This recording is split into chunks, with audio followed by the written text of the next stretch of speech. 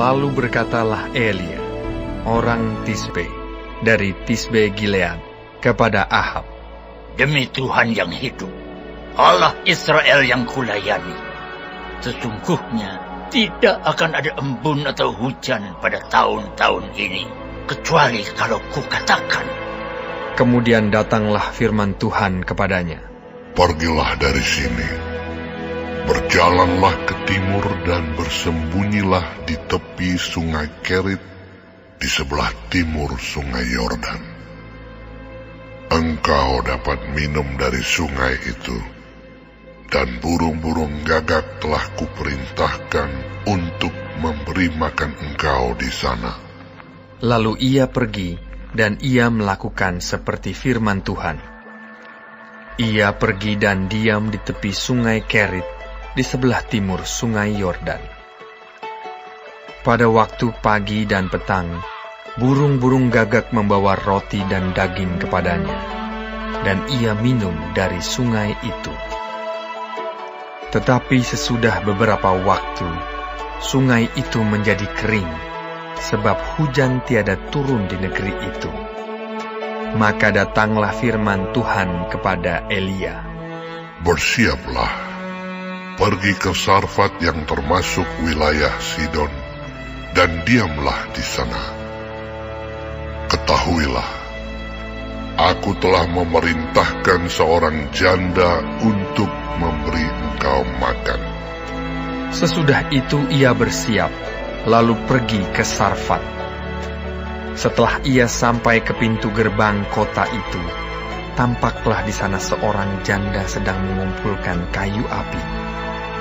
Ia berseru kepada perempuan itu, katanya, "Cobalah ambil bagiku sedikit air dalam kendi, supaya aku minum." Ketika perempuan itu pergi mengambilnya, ia berseru lagi, "Cobalah ambil juga bagiku sepotong roti."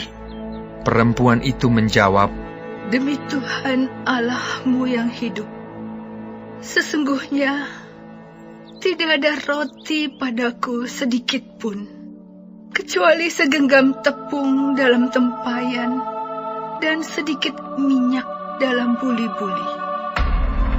Dan sekarang aku sedang mengumpulkan 2-3 potong kayu api. Kemudian aku mau pulang dan mengolahnya bagiku dan bagi anakku. Dan setelah kami memakannya, maka kami akan mati."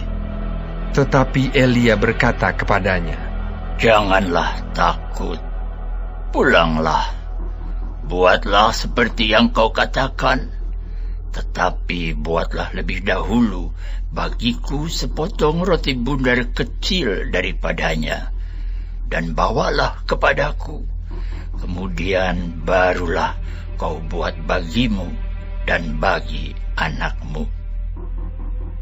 Sebab beginilah firman Tuhan Allah Israel, tepung dalam tempayan itu tidak akan habis, dan minyak dalam buli-buli itu pun tidak akan berkurang sampai pada waktu Tuhan memberi hujan ke atas muka bumi." Lalu pergilah perempuan itu dan berbuat seperti yang dikatakan Elia. Maka perempuan itu dan dia serta anak perempuan itu mendapat makan beberapa waktu lamanya.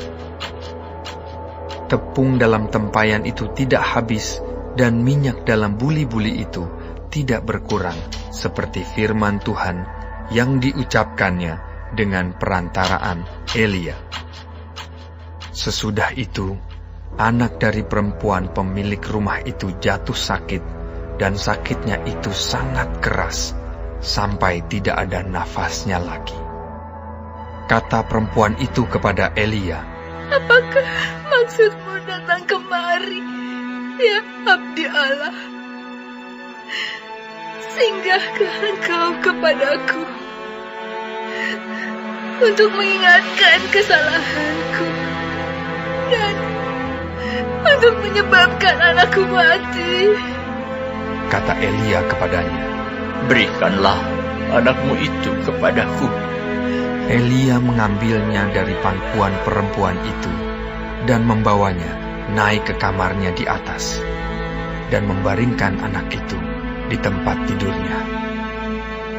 Sesudah itu ia berseru kepada Tuhan, katanya, "Ya Tuhan Allahku, apakah Engkau menimpakan kemalangan ini atas janda ini juga, yang menerima aku sebagai penumpang dengan membunuh anaknya?" Lalu ia mengunjurkan badannya di atas anak itu 3 kali dan berseru kepada Tuhan, katanya, "Ya Tuhan Allahku, pulangkanlah kiranya nyawa anak ini ke dalam tubuhnya." Tuhan mendengarkan permintaan Elia itu, dan nyawa anak itu pulang ke dalam tubuhnya, sehingga ia hidup kembali. Elia mengambil anak itu, ia membawanya turun dari kamar atas ke dalam rumah dan memberikannya kepada ibunya. Kata Elia, "Ini anakmu, ia sudah hidup." Kemudian kata perempuan itu kepada Elia, "Sekarang aku tahu bahwa Engkau abdi Allah, dan firman Tuhan yang Kau ucapkan itu adalah benar."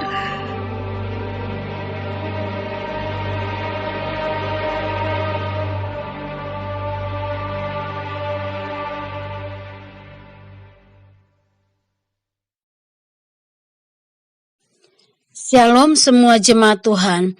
Kembali kita di dalam pendalaman Alkitab Clear Sight. Sekarang kita sudah memasuki kitab 1 Raja-Raja 17. Tuhan Yesus memberkati. Dosa semakin merajalela di kerajaan Israel. Omri melakukan kejahatan yang lebih daripada pendahulunya. Ahab lebih lagi melakukan apa yang lebih jahat dari pendahulu dan lebih menyakitkan hati Tuhan dari 7 raja sebelumnya. Penyembahan berhala yang semakin meluas ke seluruh Israel. Ahab mendirikan kuil Baal Mergat yang dipuja di Sidon, kerajaan Isabel istrinya. Mendirikan patung Dewi Asyera, Dewi Alam dan kesuburan. Penyembahan kepada Dewi Asyera ini untuk memberikan hujan, menyuburkan tanah, dan menghasilkan panen yang lebih besar. Dengan menambahkan penyembahan kepada Baal, Ahab benar-benar menolak Allah dengan lebih keji. Didirikannya mezbah untuk Baal di kuil Baal di Samaria sebagai tandingan rumah Allah di Yerusalem. Elia muncul untuk menyampaikan nubuat kepada orang yang tidak mau tunduk kepada Allah. Elia harus berhadapan dengan orang yang tidak akan mendengarkan nubuatnya. Tetapi Elia tetap pergi menemui Ahab. Elia menyadari keberadaan dirinya sebagai hamba Allah, harus tunduk kepada perintah tuannya. Elia bertemu dengan Ahab. Ahab tetap menyembah Baal, dewa pemberi hujan dan kesuburan. Maka lewat Elia, Allah menyatakan kuasanya, yaitu hujan dan embun tidak akan turun sampai Elia mengatakannya, dan mengakibatkan kerajaan Israel akan mengalami kekeringan. Apakah Baal mampu menolong mereka memberikan hujan? Elia yang taat dilindungi oleh Tuhan secara ajaib. Elia bersembunyi di tepi sungai Kerit.